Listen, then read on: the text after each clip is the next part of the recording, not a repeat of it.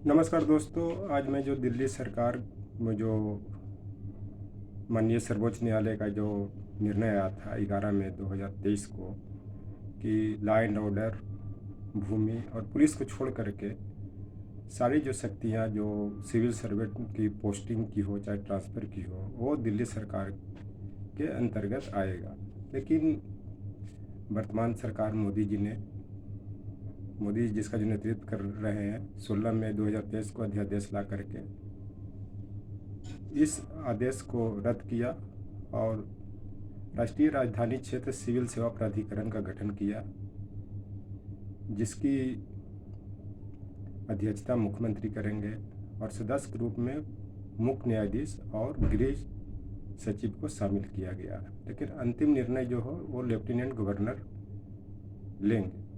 लेकिन मैं आपको बता देना चाह रहा हूँ कि एक तरह से ये नादिर शाह की राज को दिखाता है, जो 1739 में खुलेआम कत्ल मचाते हुए बढ़ते गया, बहुत लोगों की हत्याएँ की। वही स्थिति 2020 में जो हुआ, जो दिल्ली दंगे में विशेष करके जब वहाँ पे सारी सुरक्षा व्यवस्था के बाद भी दंगे होते रहे, बहुत लोग मारे गए, फिर भी कुछ भी नहीं। आज भी उसी तरह से जो कानून का ये जो हो रहा है, एक तरह से तुगलकी फरमान है और माननीय सर्वोच्च न्यायालय के आदेश का भी उल्लंघन है। और इसमें जहाँ तक मुझे लग रहा है, जो ये कानून जो लाया गया है, जो अध्यादेश लाया गया है, कहीं न कहीं ये नादिर शाह और मोंटेगू चेम्सफोर्ड एक्ट जो 1919 से बना था, जिसमें द्वैत शासन की व्यवस्था थी, उसको दिखाता। द्वैत शासन में ये था कि राज्यों में जो दो विषय को बांटा गया, हस्तांतरित विषय और आरक्षित विषय। आरक्षित विषय लेफ्टिनेंट गवर्नर के अंतर्गत होता था, हस्तांतरित विषय उत्तरदायी सरकार को दी जाती थी। तो एक तरह से यही दिखाता है कि हर चीज़ अपने जो मुख्य पावर है ये अपने पास रखना चाहते हैं। बाकी दिखावटी सरकार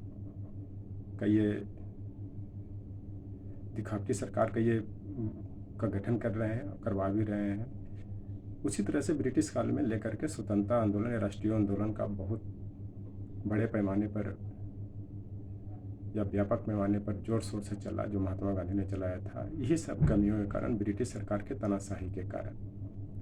दूसरी चीज़ की जो महाभारत काल में भी आपने देखा कि जो महाभारत का युद्ध हुआ, न्यायाधीश के रूप में कृष्ण ने दुर्योधन से 5 गांव देने की बात की ताकि पांडवों के 5 भाई 5 गांव से अपना गुजारा कर लें। उसी तरह से आज माननीय न्यायाधीश ने उससे ज़्यादा 3 विषय को रखकर ही शेष विषय दिल्ली सरकार को देने की बात की, ताकि देश में शांति व्यवस्था स्थापित हो, संघीय व्यवस्था स्थापित हो, कोई किसी को नुकसान नहीं पहुंचाए, सब लोग मिलजुल करके सरकार चलाए। लेकिन इस सरकार ने, और खास करके जो दुर्योधन के रूप में अमित शाह जी ने, इस शेष विषय को भी देने से मना कर दिया। और उस काल में धृतराष्ट्र अंधा होते हुए भी ये सब चीज़ों को देख रहा था, क्योंकि उसको पता था कि ये गलत हो रहा है, लेकिन दुर्योधन के तानाशाही के कारण कुछ नहीं कर पा रहा था। उसी तरह से आज के जो माननीय प्रधानमंत्री जी हैं, धृतराष्ट्र की तरह कुछ नहीं कर रहे हैं, क्योंकि अमित शाह की सब कुछ चल रहा है और ये चला रहे हैं।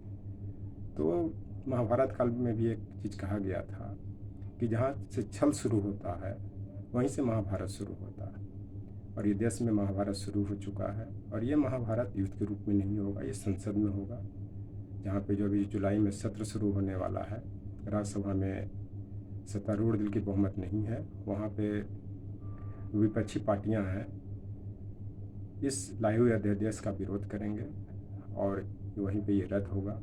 अब अंततः केजरीवाल सरकार की जीत होगी, जिस तरह से अंततः पांडवों की जीत हुई थी और युधिष्ठिर को राजा घोषित किया था। उसी तरह से माननीय अरविंद केजरीवाल को पुनः मुख्यमंत्री घोषित किया जाएगा दिल्ली का, जो वास्तविक रूप में जो मुख्यमंत्री होंगे, जो इस पर ब्यूरोक्रेसी को ट्रांसफ़र पोस्टिंग की जो अधिकार होगा इनको मिलेगा। और इसमें एक चीज़ और मैं बता देना चाहता हूँ कि अगर बीजेपी को, अगर मान लिया जाए कि माननीय प्रधानमंत्री जी को या अमित शाह जी को या जेपी नड्डा जी को लगता है कि ये सब करने से मैं दिल्ली जीत जाऊंगा, तो मुझे नहीं लग रहा। अभी दिल्ली इन लोग के लिए बहुत दूर है। क्योंकि अगर मान लिया जाए भविष्य में, तो अभी मुझे नहीं लग रहा है कि जिस हिसाब से माननीय केजरीवाल जी की जो दिल्ली में लोकप्रियता बनी हुई है, इनकी सत्ता जाने वाली है। क्योंकि कितनों इन लोग धांधली किए, ये किए, फिर भी 70 में 62 सीट जीते, पहले 67 सीट जीते थे। तो अभी मुझे लग रहा है कि इनको लोकप्रियता बनी हुई है। और मान लीजिए अगर ऐसा सिचुएशन ही बनता है, तो मुझे लग रहा है कि आगे 25-30 साल तक दिल्ली में चाहे कांग्रेस की गवर्नमेंट बने या आम आदमी पार्टी की बने या दोनों के अलायंस की सहयोग से बने। क्योंकि दिल्ली में 20 से 25 या 30 सीट ऐसे हैं, वो मुस्लिम बहुल क्षेत्र हैं, और ये 2020 के दंगा के कारण मुस्लिमों ने ये सब बातें नहीं भूली हैं।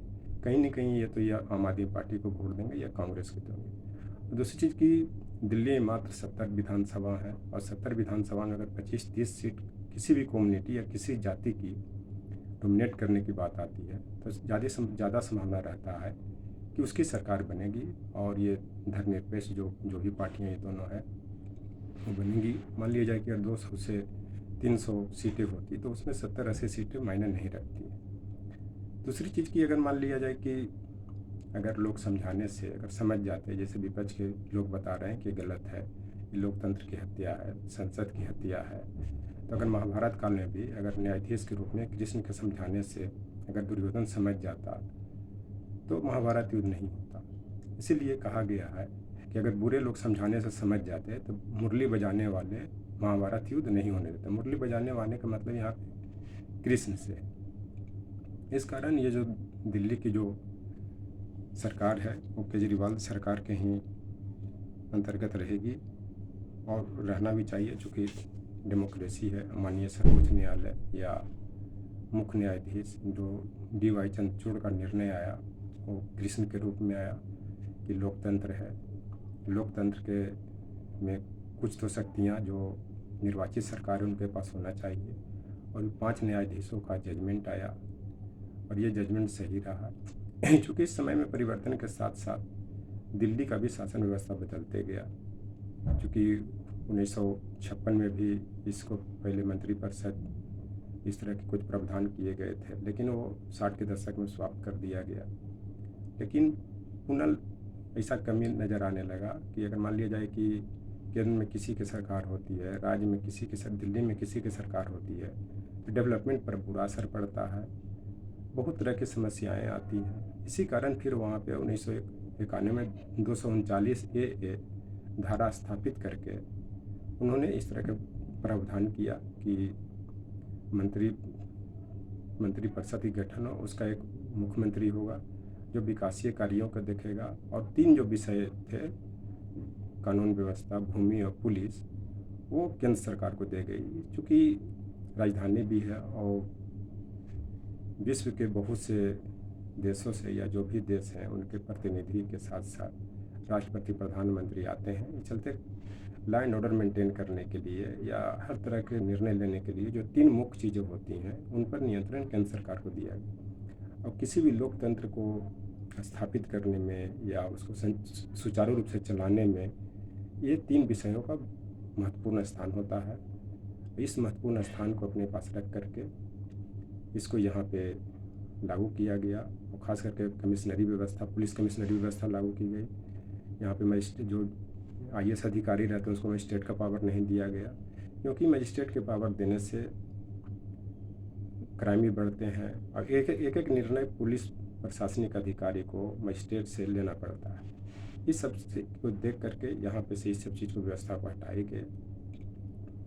उसके बाद जो दिल्ली का जो विकास का रफ्तार भी बढ़ा, माननीय स्वर्गीय श्रीमती शीला दीक्षित ने इस रफ्तार को बढ़ाया, और उनकी शासन व्यवस्था भी लंबे समय तक रहा दिल्ली में। उसके बाद माननीय केजरीवाल जी ने भी दिल्ली के में विकास के काम कर रहे हैं, खास करके जो गरीब लोग हैं उनको बिजली पानी पर सब्सिडी दे करके, उसके बाद महिलाओं के लिए बस में यात्रा फ्री करके, ये सब लोकप्रिय काम है। इस कारण मुझे नहीं लग रहा है कि इनको अभी कोई हटा सकता। जो जिस हिसाब से बहुमत आ रहा है, मिल रहा है, आगे भी आने की संभावना है। किंतु आज का जो शासन व्यवस्था में किस तरह से किया जा रहा है, एक तरह से ये कौरवों की नाश की संकेत दिखा रहा है। इसका नाश उस समय तो युद्ध से होता था, और इस आज के डेट में इसका नाश पांडव के रूप में जनता है और कौरव के रूप में जो तानाशाही दिखा रहे हैं, नादिर शाह की शासन स्थापित करना चाहते हैं, दुर्योधन के शासन स्थापित करना चाहते हैं, अहमद शाह अब्दाली के शासन स्थापित करना चाहते हैं, अंग्रेज की शासन स्थापित करना चाहते हैं, उनका नाश होगा। Thank you.